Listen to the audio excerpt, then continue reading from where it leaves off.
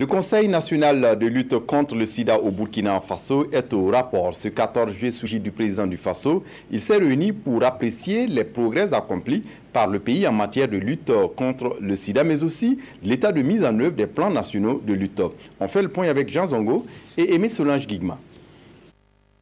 Cette session ordinaire du Conseil national de lutte contre le VIH-Sida et les IST a permis aux acteurs d'examiner et d'approuver le bilan de la mise en œuvre du plan national multisectoriel de 2016.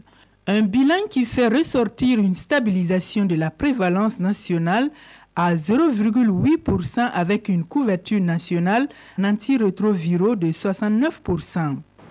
Je renouvelle ma gratitude aux partenaires techniques et financiers qui nous accompagnent chaque jour dans la quête d'un mieux-être de nos populations. À tous et à toutes, je voudrais exprimer toute notre reconnaissance pour les engagements pris au cours de la table ronde des bailleurs de fonds pour le financement du cadre stratégique national de lutte contre le sida et les IST 2016-2020 et le plan d'urgence pour l'accélération de la réponse 2017-2018. Nous ne pouvons pas nous laisser tomber les bras. Nous devons vraiment rester engagés. Surtout au regard de certaines zones qui montrent des prévalences au-dessus de la moyenne nationale. Nous remarquons qu'il y a des régions telles que la région centrée sur Ouaga, sur Bobo, sur Gawa, sur Wayouya, sur Koudgou, qui ont des prévalences qui sont au-delà de 0,8, c'est compris entre 1 et 2%. Parfois même Ouaga a une prévalence au-delà de 2%, 2,2%.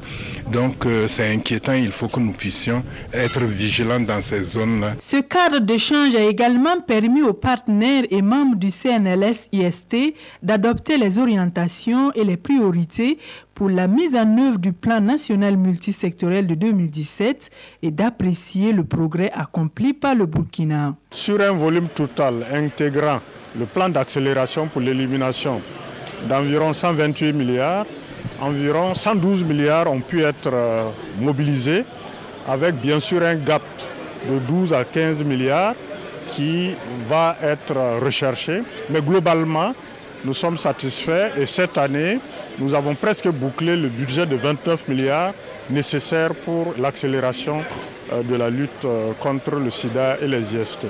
Parmi les principales recommandations, on retient l'enseignement des valeurs morales et éducatives en direction des adolescents, le renforcement des capacités des structures associatives pour la recherche des perdus de vue et l'intensification du dépistage et du suivi des groupes spécifiques en vue d'éviter l'épidémie.